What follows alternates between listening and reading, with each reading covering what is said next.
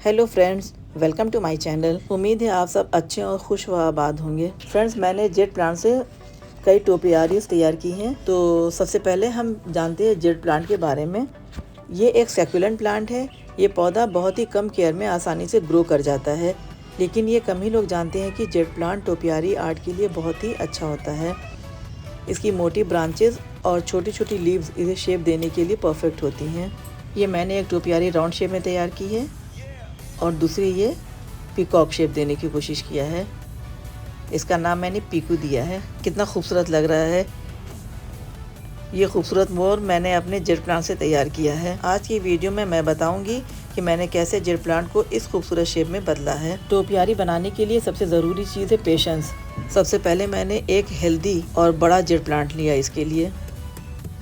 फिर इसकी नीचे से इसकी रूट्स को रिमूव किया और कुछ मिट्टियों को रिमूव किया।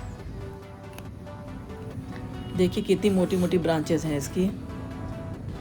आइए इसके सॉइल मिक्सचर के बारे में जानते हैं। इसे वेल ड्रेन्ड सॉइल पसंद है, तो इसके सॉइल में मैंने 30% सॉइल लिया है और 30% रिवर सैंड लिया है और 30% मैंने इसमें वर्मी कंपोस्ट ऐड किया है और 10% इसमें मैंने नीम खली ऐड किया है और थोड़ा सा फंजीसाइड पाउडर ऐड कर दिया। और इसे बहुत ही कम पानी की ज़रूरत होती है क्योंकि ये एक सेक्युलर वैरायटी है। फिर इसे 2 पार्ट्स में डिवाइड किया। एक ब्रांच जो ऊपर जा रही थी उसको नेक का शेप दिया और दूसरे ब्रांच को जो नीचे जा रही थी उसे मैंने टेल का शेप दिया।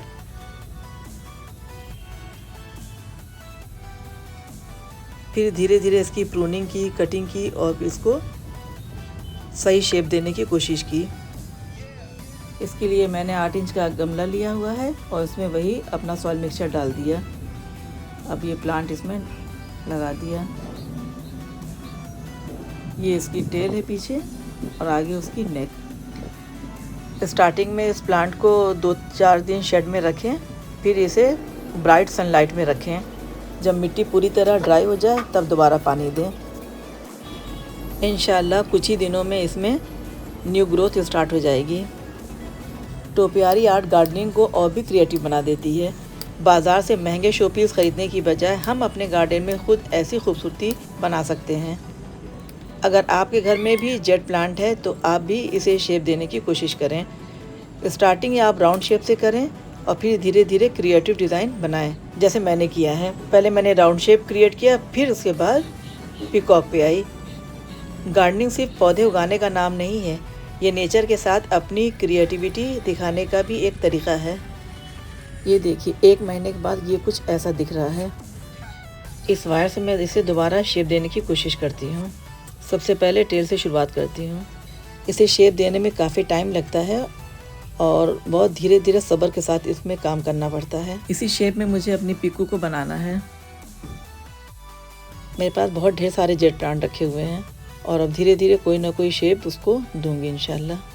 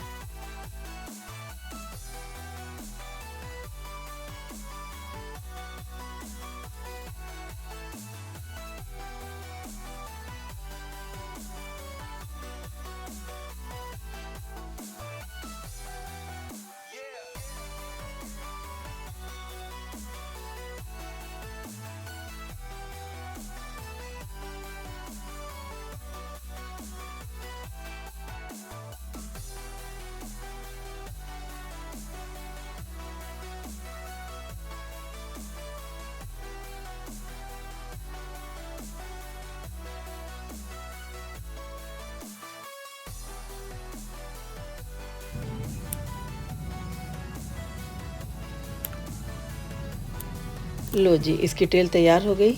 अब आते हैं इसकी नेक पे।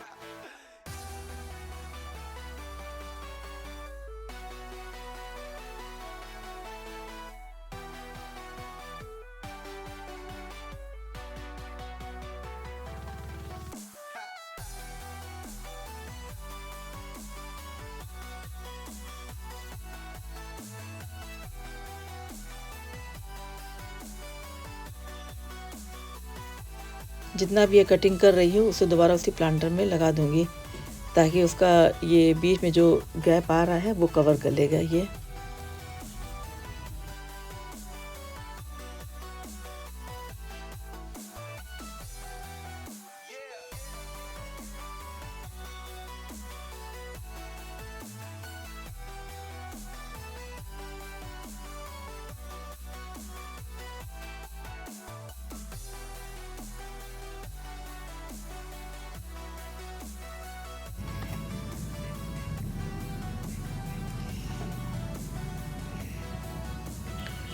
इस तरह से अब मेरी ये पिकॉक की शेप रेडी है। जैसे जैसे इसमें ग्रोथ होगी वैसे वैसे इसको शेप देंगे। जैसा थंबनेल बना हुआ है वैसी शेप देने का टारगेट है। चलिए अब चलते हैं राउंड शेप टोपियारी बनाने की तरफ। देखिए ये जो जेट प्लांट की बड़ी बड़ी ब्रांचेस थी कटी हुई एक्स्ट्रा जो थी, उसको मैंने एक पॉट में साइड में लगा दिया है और ये 20-25 दिन के अंदर पूरी इसमें रूटिंग हो जाती है।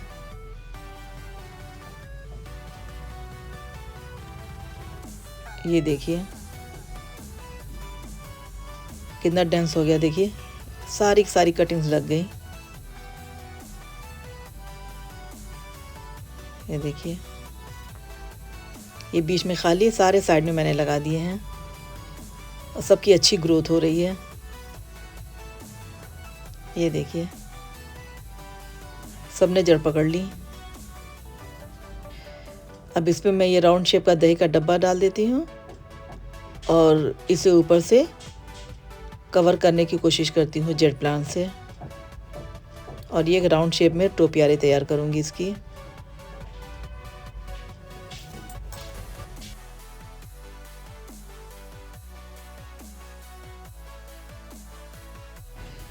और ये ग्रीन धागे की हेल्प से सेट करने की कोशिश करती हूँ। ग्रीन धागा इसलिए ताकि ग्रीन में ग्रीन जाकर मिल जाए, नहीं तो कोई दूसरा कलर अलग से अगर दिखता है तो बहुत बुरा लगता है।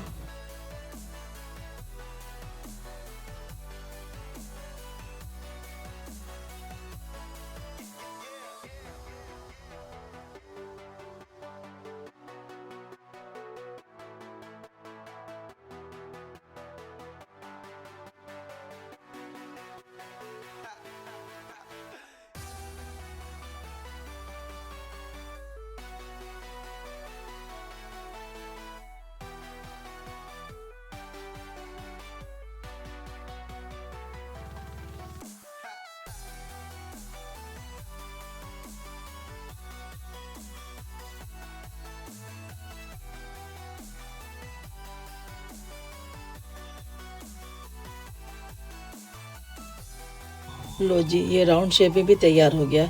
अब 2 महीने बाद मैं इसे आपको दोबारा दिखाऊंगी दूसरे पार्ट में। आपको मेरी ये टोपियारी बनाने की कोशिश कैसी लगी हमें ज़रूर बताइएगा। Thanks for watching. मिलते हैं आपसे नेक्स्ट वीडियो में इंशाल्लाह।